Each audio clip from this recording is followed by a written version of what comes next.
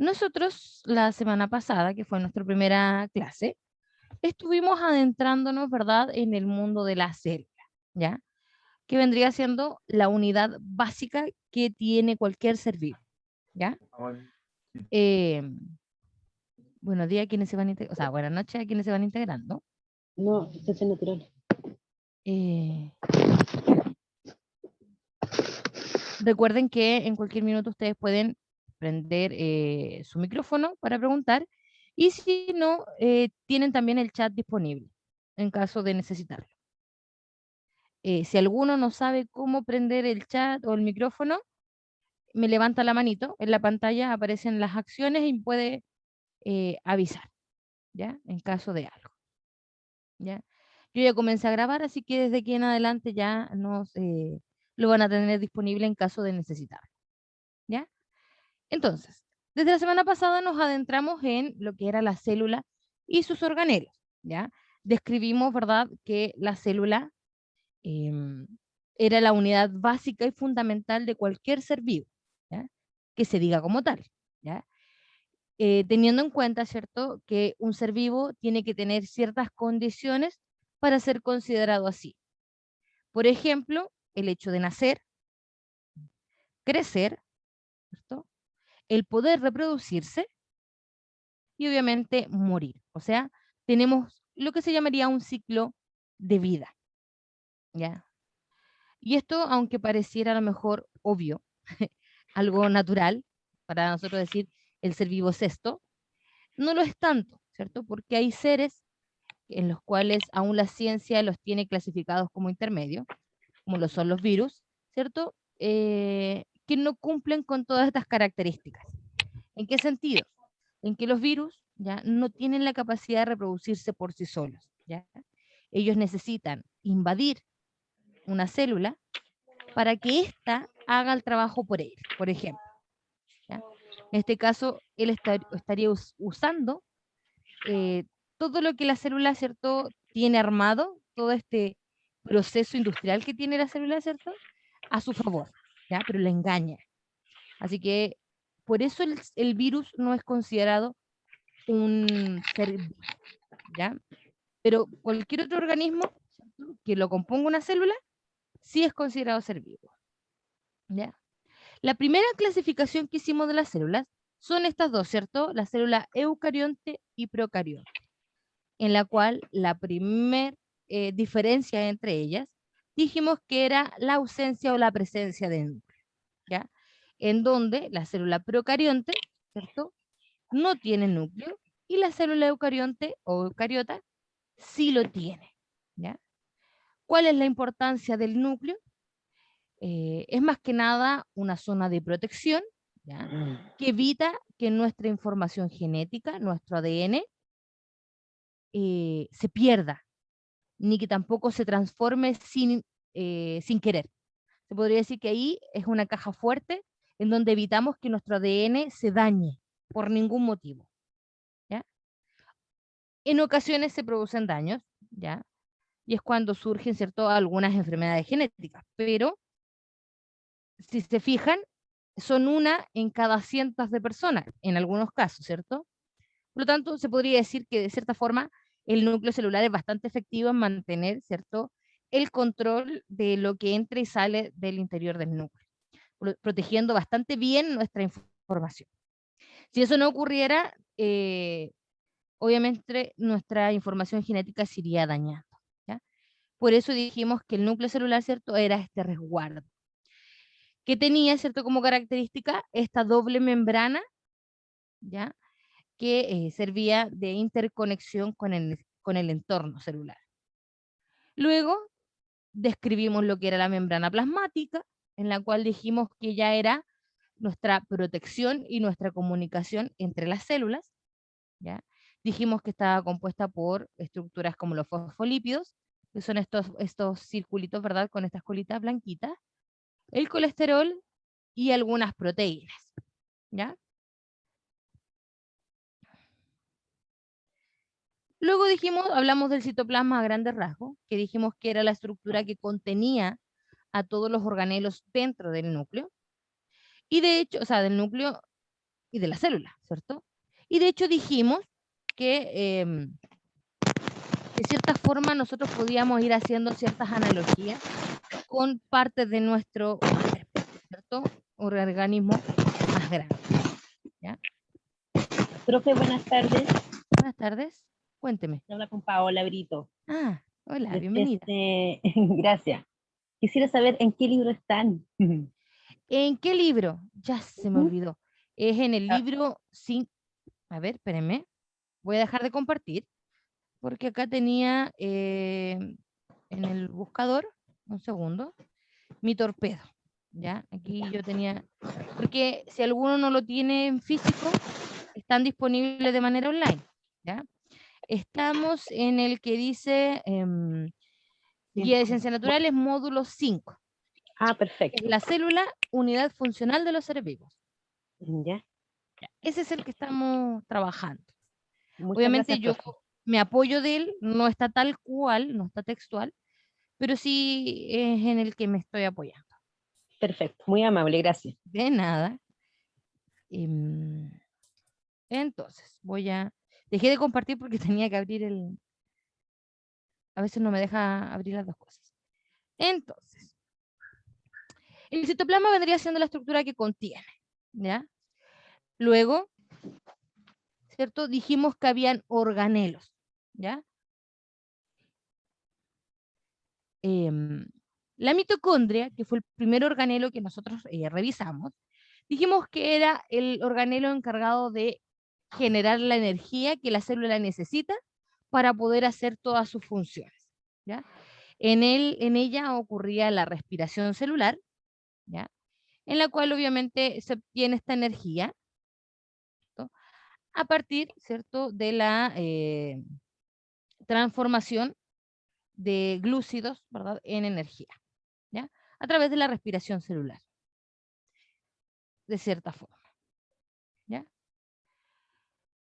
Luego, el segundo organelo en relevancia, a ver, aquí lo que sí, yo digo en relevancia sí, porque cumple una función bastante vital, pero de cierta forma todos los organelos que vamos a ver ahora cumplen un rol. Se podría decir que cada uno de ellos, de cierta forma, eh, son pequeños trabajadores de una gran fábrica, en donde cada uno, ¿cierto?, dentro de su área, cumple un rol y que obviamente necesita que todos cumplan ese rol para que funcione de la manera adecuada. Por lo tanto,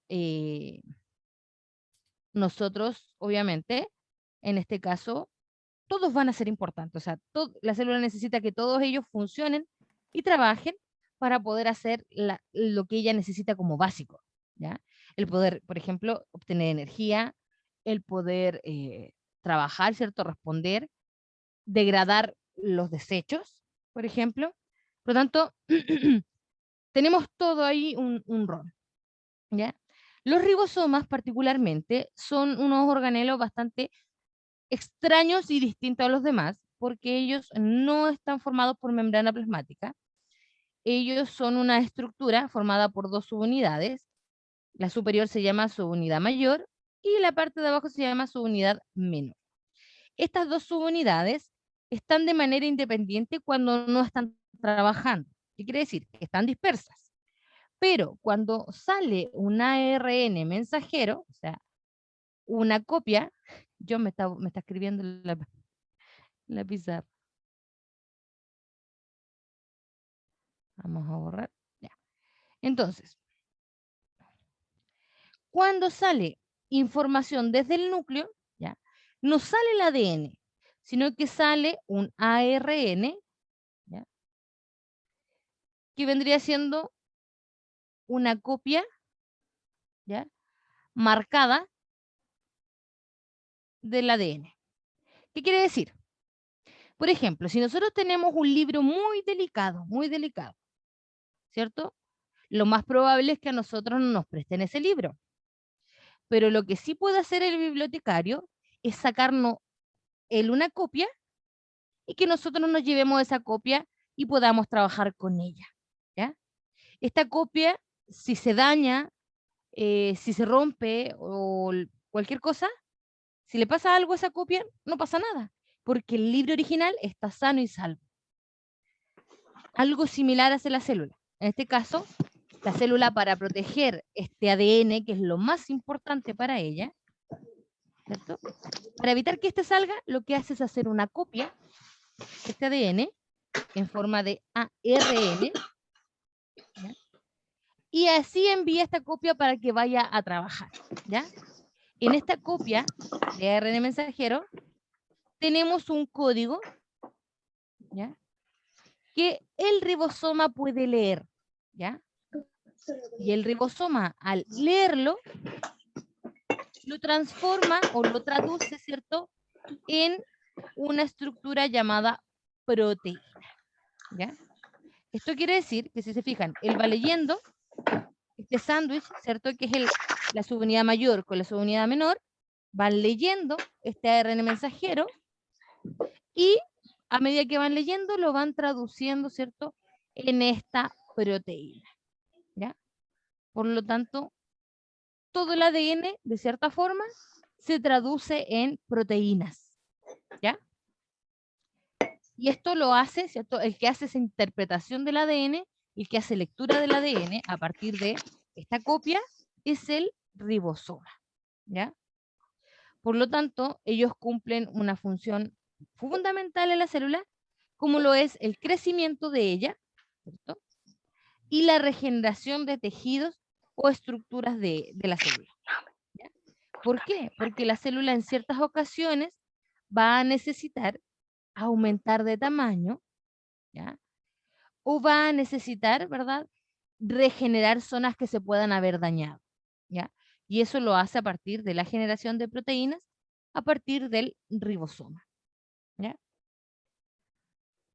Una vez que el ribosoma termina de leer esta cadena, esta fotocopia del ADN, él se libera, ¿cierto? Libera esta copia, él se desarma y deja libre esa proteína para que termine su trabajo en el retículo endoplasmático, ¿ya? Y se queda separado hasta que otra hebra, ¿cierto?, o otra copia viene para que sea leída, ¿ya? Esa es la forma en que trabaja el ribosoma, ¿ya? Y aquí sigue el retículo endoplasmático, que es lo que yo les comentaba. El retículo endoplasmático, ¿ya?, es una zona que está adherida a la membrana del núcleo, ¿ya? Y si se fijan a ella, tenemos adherido unos puntitos rojos, ¿ya? Esos puntitos rojos son los ribosomas, que son, perdón, no quiere, que son las estructuras que yo le mostraba aquí, ¿ya? Esto quiere decir que el retículo endoplasmático, ¿cierto?, son unos saquitos de membrana plasmática, a la cual se adhieren, ¿cierto?, estos ribosomas. Cuando los ribosomas están adheridos, se le conoce como retículo endoplasmático rugoso. ¿Por qué rugoso? Porque se ve como arrugado en la imagen, debido a que los ribosomas se unen, ¿ya? Ellos no están pegados 100%, no están todo el tiempo pegados, pero sí se unen, se despegan, se unen, se despegan, dependiendo de lo que estén haciendo, ¿ya? Voy a dar lectura a este trocito que está aquí, y para poder explicar cuál es la función de este retículo. Dice, está formado por una vasta red de canales y bolsas membranosas. Son estas estructuras de aquí que están aquí en celeste, ¿ya? Estas se llaman cisternas, ¿ya? Existen dos tipos, perdón, de retículos endoplasmáticos, el rugoso y el liso, ¿ya? Cuando se encuentran los ribosomas en la cara externa del retículo endoplasmático, se dice que es retículo endoplasmático rugoso. Y en él se sintetizan las proteínas. ¿Qué quiere decir? Que el ribosoma sintetiza las proteínas y adherido al retículo endoplasmático las terminan, ¿ya?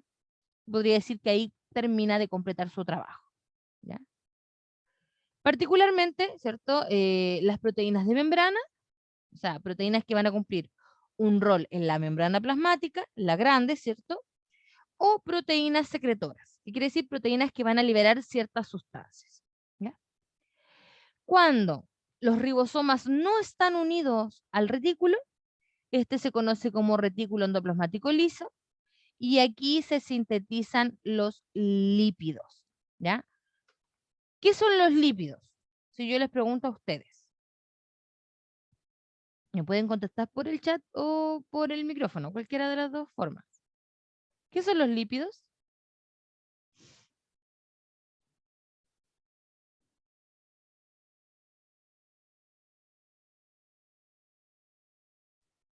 Cuando uno se hace unos exámenes, sale por ahí, pero la verdad que yo no sé lo que Sí, uno cuando se hace los exámenes de rutina no analizan los lípidos. ¿Pero qué es. serán los lípidos? ¿Alguien tiene idea? Porque yo le estoy diciendo, hablando de lípidos, y no sabemos qué son los lípidos.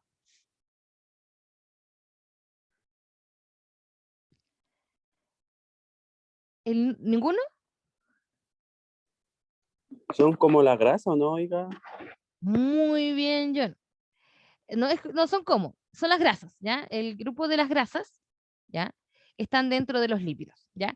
Obviamente hay distintos tipos de lípidos. Tenemos ahí los lípidos que conocemos como grasas saturadas, grasas insaturadas, el colesterol, en la escuela de... Oh, se me olvidó el nombre, espérame.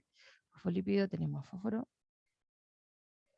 Ácidos grasos, y ahí podemos nombrar muchos más. Pero el lípidos hace referencia al grupo de las grasas, ¿ya? Por lo tanto, aunque nos guste o no, o nos moleste, necesitamos sintetizar ciertas grasas, como por ejemplo, grasas esteroidales como el colesterol, que dijimos que cumplía una función en nuestra célula. El problema es el exceso, ¿cierto? Ahí está el drama, ¿verdad? Pero nuestra célula la necesita, porque dijimos, por ejemplo, que en la membrana, me voy a devolver un poquito para que me sigan. En la membrana, ¿cierto? Teníamos unas estructuras aquí que eran de ácido, aquí, si se fijan, yo tengo aquí el chat, tenemos los fosfolípidos y estas colitas de aquí se llaman colitas de ácidos grasos.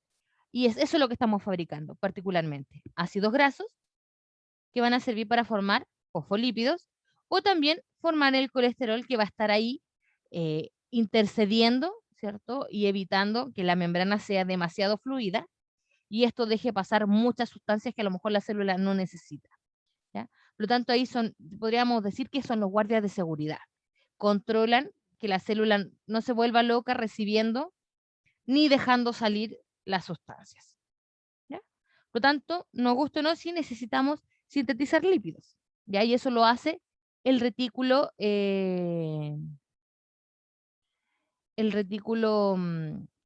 endoplasmático liso. Es que no estoy siguiendo tal cual el orden del libro. Pero si usted quiere ver el libro, le soplo al tiro. ¿Ya? Lo que pasa es que no me deja, me tengo que dejar de compartir para poder cambiarme. Yo le En el digo dónde módulo está. 5. Sí, es que es el módulo 5, pero me pregunta por página. Lo que pasa es que yo me guío por Ah, ahí, pero no lo hago tal cual, porque si no, En no la puedo. página 21 más o menos. ¿Cuál? Ahí, la página 21. La ¿21? página 21, ahí están Ya, los endoplasmáticos. el retículo endoplasmático. Claro, ahí de hecho está el aparato de Golgi. En la página, sí, que a mí me aparece con los números cambiados. Sí, ahí está el retículo endoplasmático.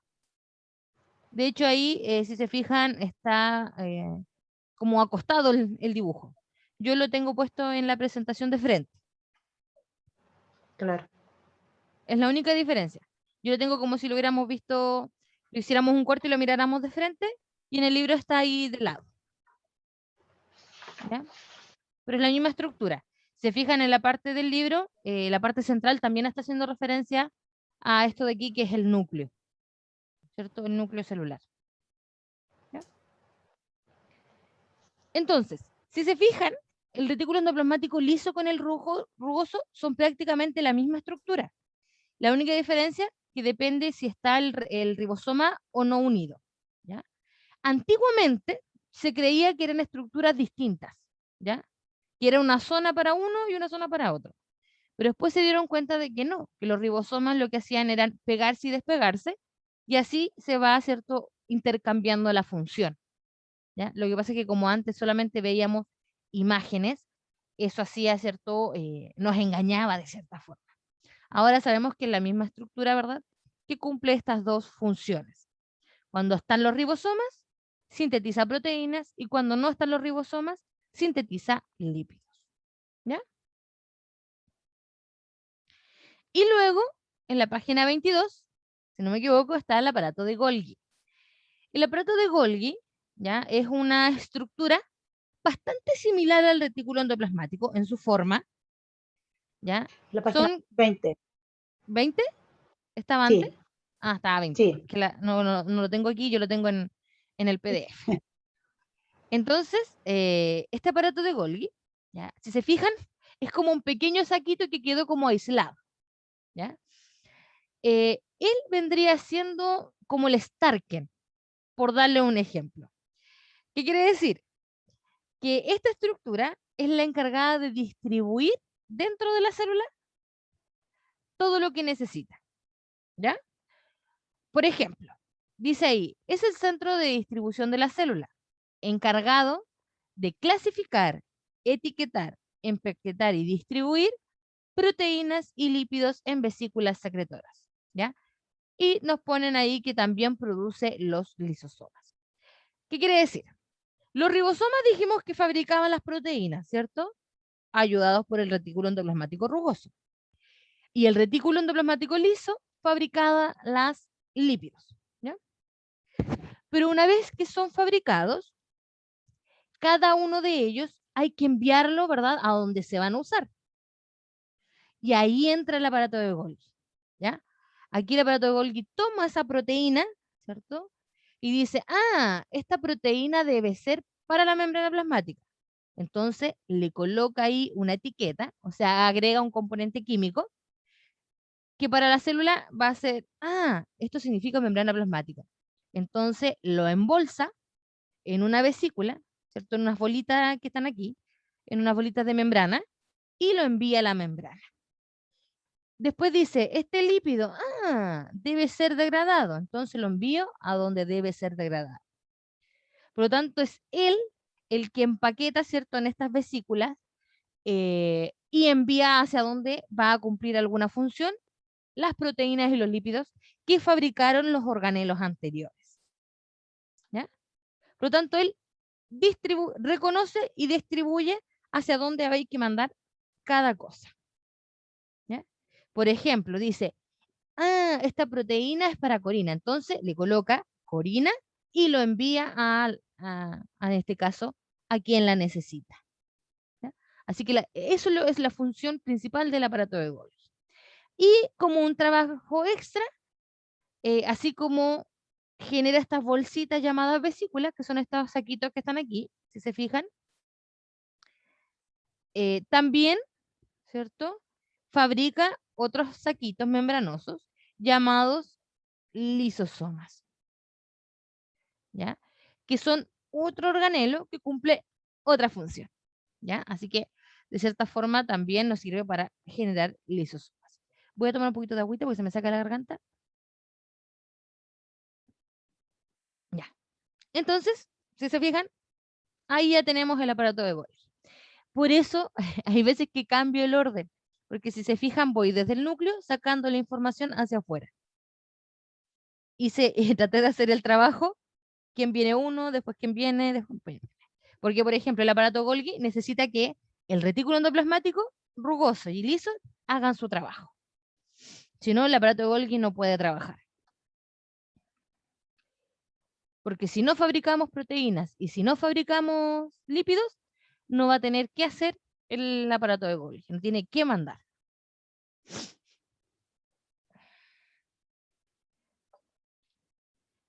Entonces, luego vienen los lisosomas. De ahí viene el orden, ¿cierto? Que son, obviamente, organelos que los produce el aparato de Golgi, ¿ya? Los lisosomas son bastante llamativos porque si se fijan son un saquito que en su membrana externa tiene proteínas, ¿ya?, y en su interior tiene unas enzimas hidrolíticas. Y aquí viene una palabra que a lo mejor nunca han escuchado, ¿ya? De hecho, dos palabras, enzimas hidrolíticas. ¿Alguna vez la han escuchado por ahí en la vida?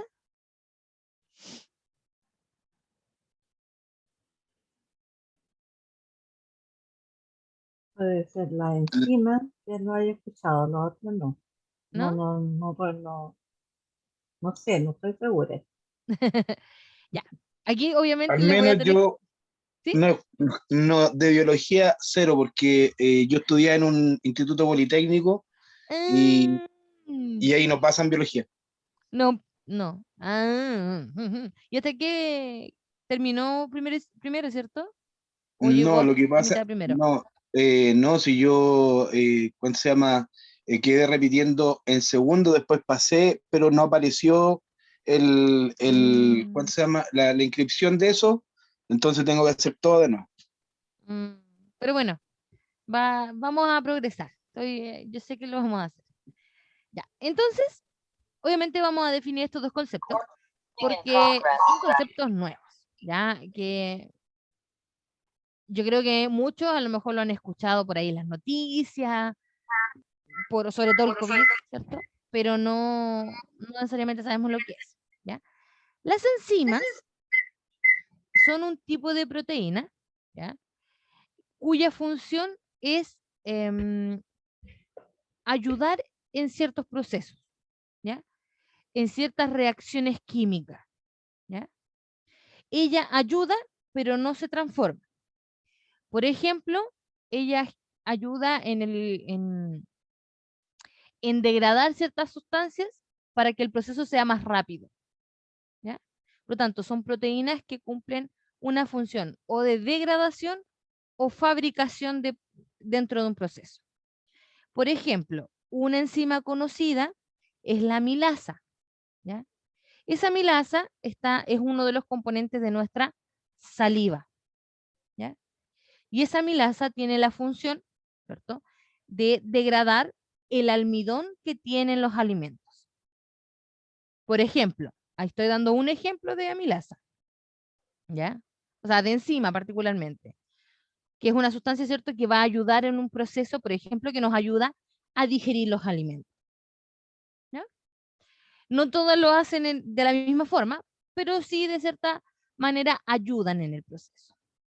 Y la palabra hidrolítica, ¿ya? Hidro viene de agua y lítica viene de rompimiento, ¿ya? Por lo tanto, en este caso estamos hablando de enzimas, ¿ya?, que van a romper algunas moléculas y van a liberar, ay, se me borró una parte, liberar agua, ¿ya? Eso es lo que hace. Rompen moléculas y liberan agua, ¿ya? Entonces, ¿cuál es la función general del lisosoma? ¿Ya? Los lisosomas son los encargados de la digestión celular. Esto quiere decir que cumple la función de un sistema digestivo, ¿ya? ¿Qué función cumple el sistema digestivo particularmente? Extraer, ¿cierto?, los nutrientes que necesito y eliminar, ¿verdad?, lo que no nos sirve, ¿ya? Eso es lo que hace el lisosoma. Toma moléculas que ya no vamos a usar, ya que ya cumplieron su vida útil, las toma, las desarma mediante estas enzimas, guarda lo que vamos a ocupar, lo que podemos volver a ocupar, y elimina, ¿verdad?, lo que ya cumplió su vida útil, ¿ya? Y a través de eso libera moléculas de agua, ¿ya? Por lo tanto, este es el sistema digestivo de la célula.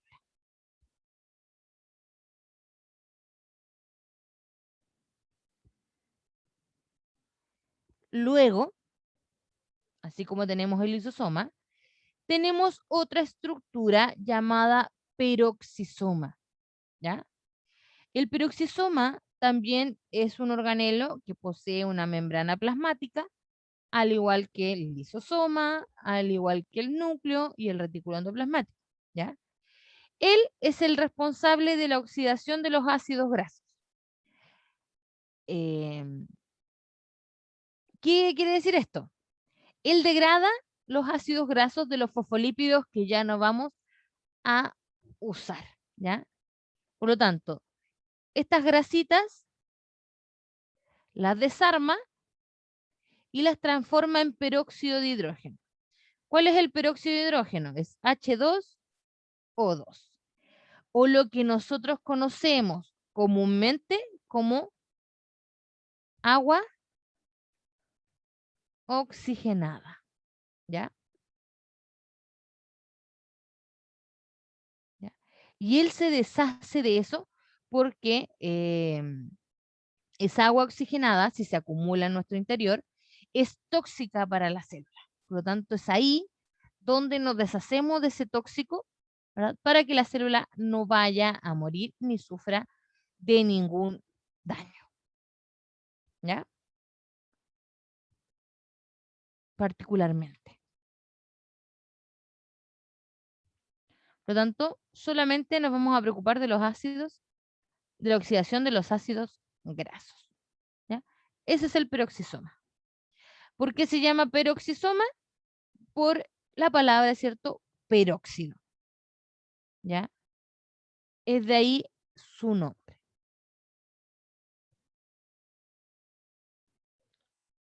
Luego tendríamos los centriolos, ¿ya? Que son unas estructuras bastante particulares, ¿ya? Están ubicados en forma de L, ¿ya? Son dos túbulos en forma de L, ¿ya? Que están formados, si se fijan en la imagen, por pequeños microtúbulos, ¿ya? Que son estas zonas de aquí, ¿ya? Si se fijan, parece una construcción, mis alumnos me decían que parece una construcción hecha con tallarines unidos, ¿ya?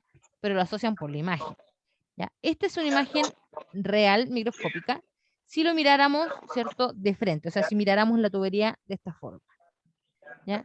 Si se fijan, tenemos aquí los tríos que están organizados, ¿ya? Y de estos tubos tenemos así dos, y están ubicados en forma de L, ¿ya? ¿Cuál es su función particularmente? ¿Ya? Ellos, ya, Micrófono. sí, no sé, a ver, estaba abriendo esto para poder. Disculpe, sabe que no se escucha porque hay una bulla. Sí, ahora estaba silenciando, por eso me perdí un poquito yo, porque no me quería abrir para poder silenciar. Entonces, estos tubos, si se fijan que están en forma de L, ¿ya? Ellos fabrican lo que es el centrosoma, o en su estructura se forma el centrosoma. El centrosoma son los centriolos más estas pequeñas fibras que salen de él, ¿ya? Estas fibras tienen una función muy importante en el proceso de la división celular, ¿ya? ¿Cuándo es esto? Cuando la célula se reproduce, ¿ya? Las células, ¿cierto? Una célula, ¿ya? Para que produzca otra, debe crecer en tamaño, ¿ya? Aumenta de tamaño, ¿ya? Duplica el ADN y se prepara para formar dos células hijas, ¿ya? Por lo tanto, ella se divide y forma dos células hijas. Y para que ellas se dividan en partes iguales y que ambas tengan el ADN correcto, existen estos centriolos, porque ellos con estos tubitos, estos microtúbulos, van a ordenar el contenido de la célula para que la división sea lo más equitativa posible, ¿ya? Es para que cada célula hija tenga la totalidad de los organelos y de la información genética que necesita, ¿ya? Por lo tanto, los centriolos, cuando la célula está en proceso de crecimiento, no hace tanto trabajo. Su rol fundamental es cuando la célula se está reproduciendo, ¿ya? Porque es un rol de él, única y exclusivamente, ¿cierto?, que no se vaya a cometer un error al momento, ¿cierto?, de repartir el material genético, ¿cierto? Y que ambas células contengan todo el material genético que deben tener, ¿ya? Y lo hacen a través de estos microtúbulos. Por lo tanto, es como el titiritero, el que tira sus hilos, ¿cierto? Para poder separar todos los componentes, ¿ya? Y que ninguna célula, ¿cierto?, quede con más información ni con menos, ¿ya? Perdón. Luego tendríamos las vacuolas, ¿ya? Las vacuolas, tanto en la célula eucarionte animal como en la vegetal, está presente. Pero en la célula vegetal cumple un rol tan importante que si se fijan en la imagen, esta es una célula eucarionte. Me quedó feita. Vegetal, ¿ya? La de la imagen. Esta. Y si se fijan, la vacuola es tan importante que desplaza el núcleo a un rincón. Manuela, ¿quieres hacer una pregunta? Es que escucho medio cortado.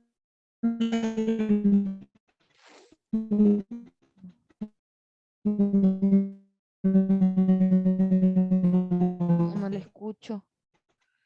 Si me pudiera escribir.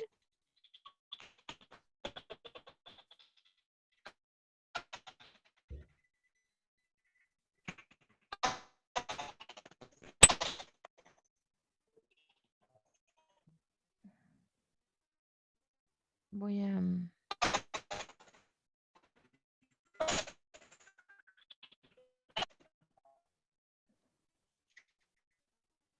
No me deja desactivar el audio.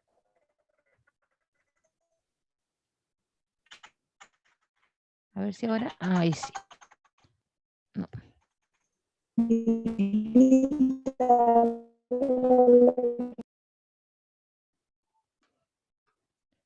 No sé si es mi problema o del internet particularmente.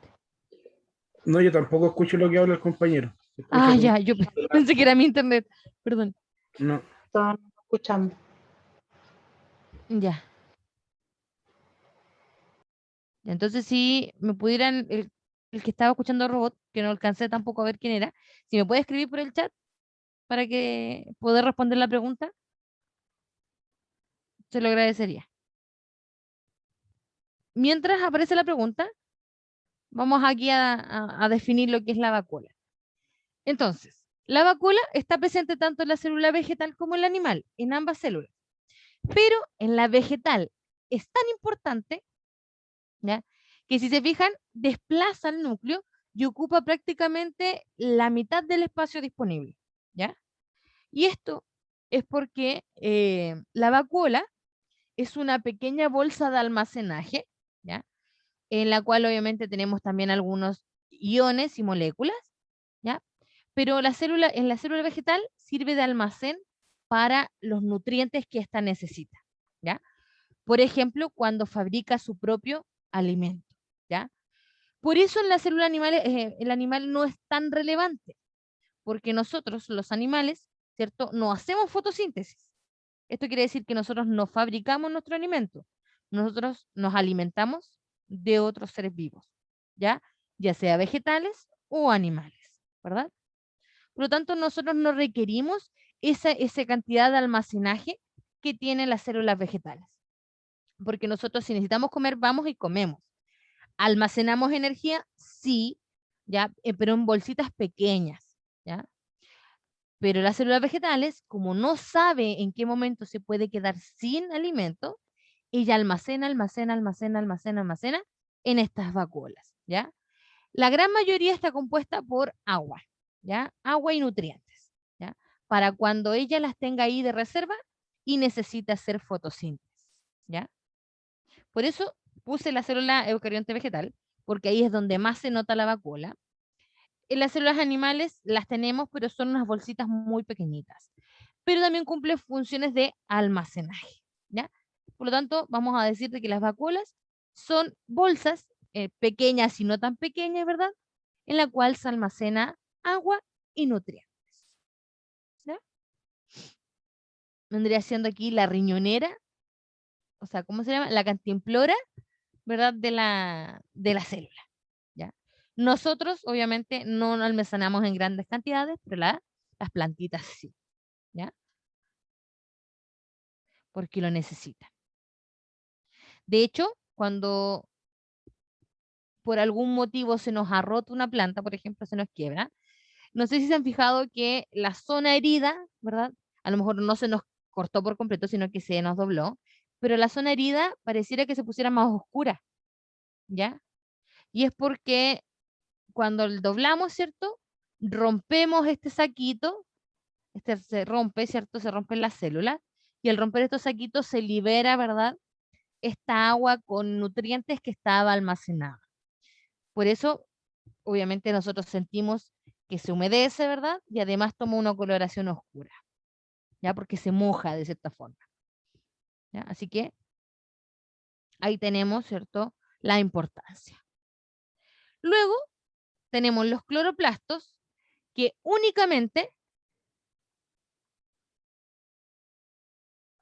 están las células eucariontes vegetales. Esto quiere decir que nosotros los animales, no los tenemos, ¿ya? ¿Y por qué no los tenemos? Porque este organelo, su función es hacer fotosíntesis, ¿ya? ¿Qué es la fotosíntesis? Es el proceso en donde las células vegetales fabrican su alimento, ¿ya? ¿Cómo fabrican su alimento? A partir, obviamente, de los nutrientes, ¿cierto?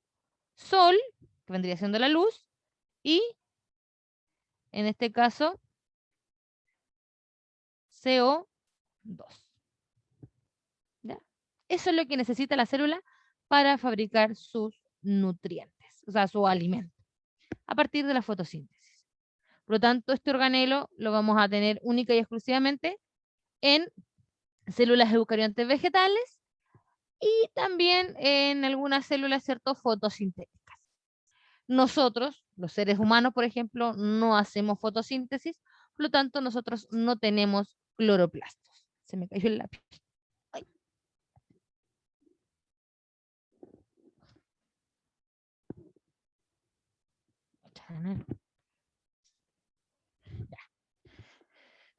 Por lo tanto, las células de animalitos no las vamos a encontrar. ¿Cuáles son, en este caso, la diferencia entre células animales y vegetales? ¿Ya? Similitud, ambas son eucariontes, ¿ya? Pero en las células vegetales, ¿cierto? Existe en el interior de la membrana plasmática, además, ¿cierto? Una pared celular, ¿ya?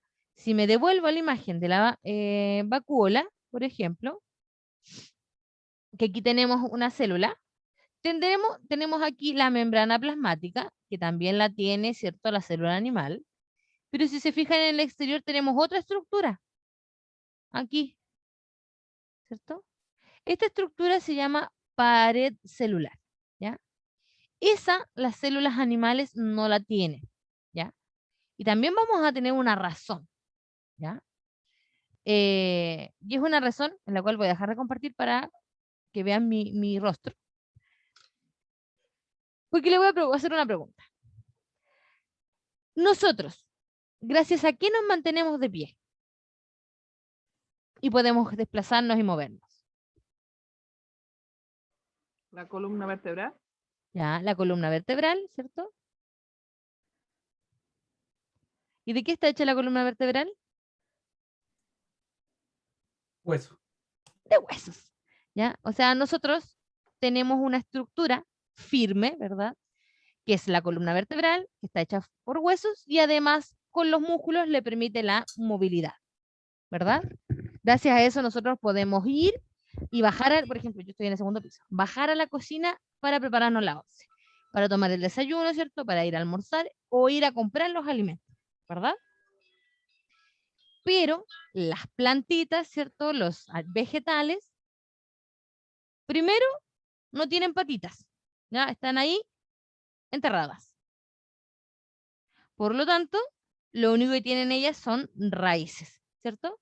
Y estas raíces, o en algunos casos son rizomas, ¿cierto? O alguna estructura similar. Lo que les permite, ¿cierto? Es adherirse a la superficie, o sea, le da una cierta firmeza. Y además le permite, ¿cierto? Intercambiar nutrientes con el suelo, ¿ya? Por lo tanto, ella, de cierta forma, las plantas son bastante más limitadas, ¿ya? No se pueden desplazar, ¿cierto? Pueden consumir solo de lo que tienen disponible y no tienen huesos, ¿ya? Entonces, ¿cómo las plantas están de pie si no tienen huesos? ¿Ya? Y pasa algo muy similar, ¿cierto? A lo que pasa con los insectos, ¿cierto? Que los insectos no tienen huesos, ¿cierto? Tienen una capa externa que los protege y les permite desplazarse, ¿ya? Esta capa externa, en el caso de las plantitas, se llama pared celular, ¿ya? Esto quiere decir de que la pared celular, en esta estructura, ¿verdad? Le da la firmeza a la estructura, o sea, permite que esta estructura sea más bien sólida, no maleable, y además la unión de todas estas paredes celulares le dan la firmeza, ¿cierto? Para que una planta, por ejemplo, se mantenga erguida, o sea, de pie. Sabemos que no todas las plantas están paraditas, ¿cierto? Hay unas plantas que son rastreras, pero en general es la pared celular la que les da la protección y la firmeza. Porque obviamente también entre pared celular y pared celular, entre planta y planta, vamos a tener algunas diferencias, ¿ya?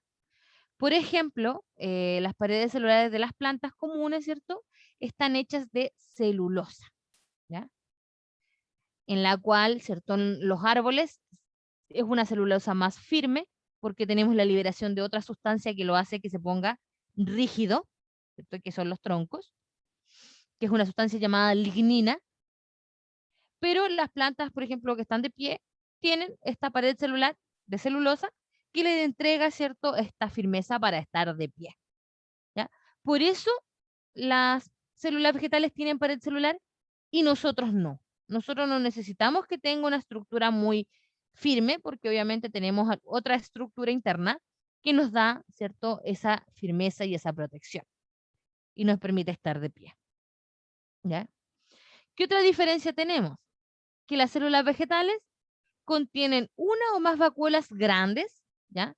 En donde almacenan su agua y sus nutrientes, ¿ya?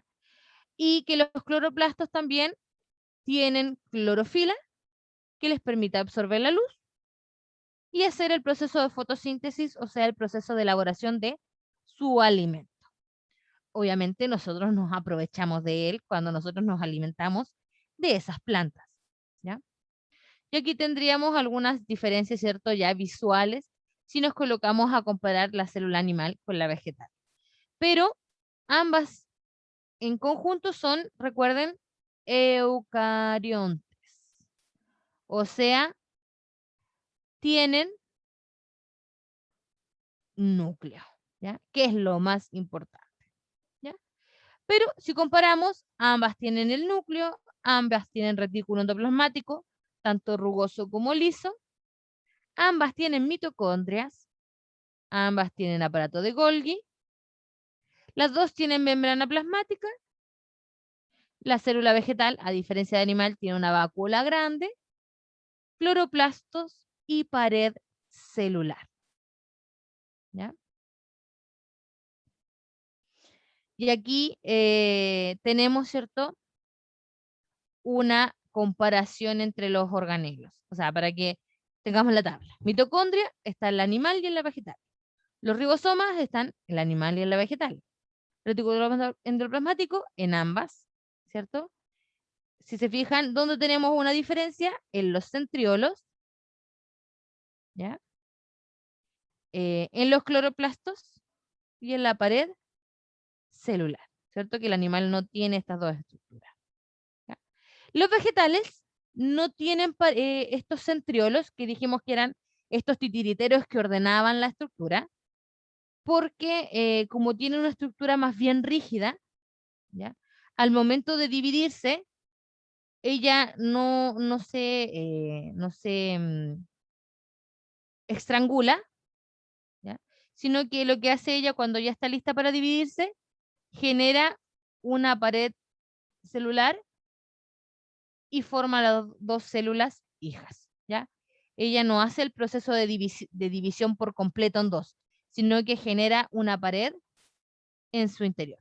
Por lo tanto, no necesita ese centriolo particularmente. ¿Ya? Eso es con respecto a la célula. ¿Dudas, consultas al respecto? Aprovechemos esta instancia que nos quedan unos minutitos para preguntar.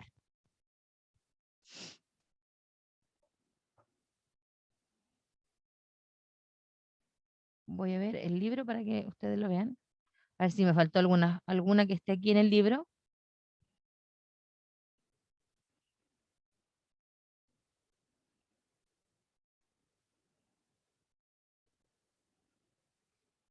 ¿Dudas, consultas?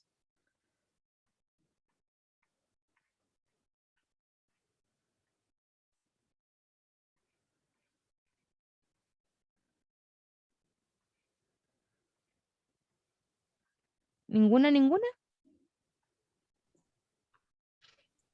Yo, El citoesqueleto no, Ah, el citoesqueleto, ya.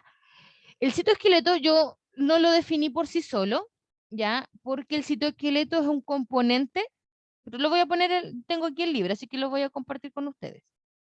Voy a subir, porque yo estoy en otro lado. Ya, lo voy a compartir aquí, lo voy a poner más grande, porque yo soy media cortita de vista, así que lo voy a poner ahí, ¿ya? El citoesqueleto es una porción del citoplasma, ¿ya? ¿En qué quiere decir? Yo definí el citoplasma junto, ¿ya? El citoplasma es toda la estructura, ¿cierto?, que contiene y en donde nosotros vamos a encontrar los organelos, ¿ya? Que vendría siendo esta parte semilíquida, semisólida, ¿ya? Porque al final no es ni sólida ni líquida, ¿ya? Pero dentro, el citoesqueleto, perdón, el citoplasma, perdón que se me cayó aquí, ay, no me deja escribir aquí encima. El citoplasma podríamos decir que se divide en dos, ¿ya? El citosol, que es la parte acuosa, y el citoesqueleto, que vendría siendo una red, ¿ya? De tubos, de tuberías, por decirlo así, que son obviamente unas proteínas, que lo que hace, ¿cierto? De hecho ahí dice red de filamentos, estos tubitos, que lo que hacen es servir de transporte, son como las carreteras internas, en donde las vesículas que generaba el Golgi pueden viajar, ¿ya? O sea, la vesícula que genera el aparato de Golgi donde dice esta vesícula tiene que irse a la membrana, utiliza a estos tubitos, ¿verdad? Para poder llegar a la membrana, ¿ya? Sin desviarse en el camino. Ese es el citoesqueleto, ¿ya? Son estos tubitos de conexión que se generan en el interior de la célula, ¿ya?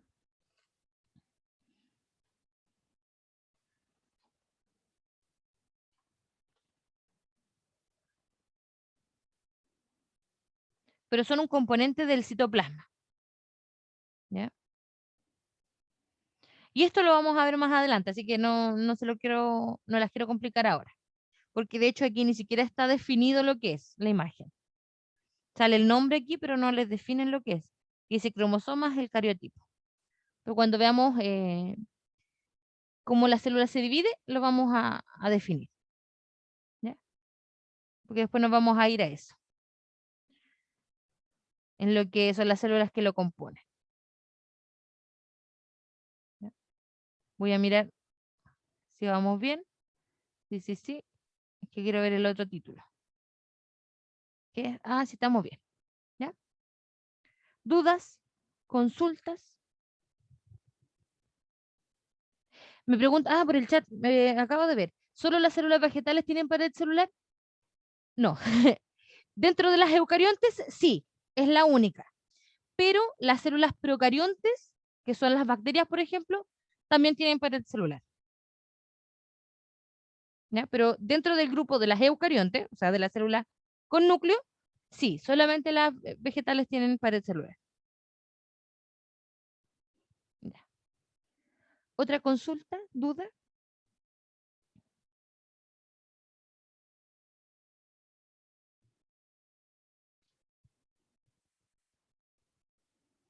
Si no hay más, lo dejamos hasta aquí porque ustedes tienen clase ahora mismo también, ¿verdad? ¿Sí? Ya. Sí. Cualquier duda que les surja después, me la anotan para que no se les vaya a olvidar y me la hacen al inicio de la próxima clase. Bueno, porque estas Ok. las dudas pueden surgir Ya. después. Ya, me despido. Cuídense mucho, que estén bien, que les vaya Muchas bien, gracias. o sea, muy bien en la hora de lenguaje. Si no Gracias, me equivoco. profe. Chao. Chao, Gracias. chao. Chao, chao.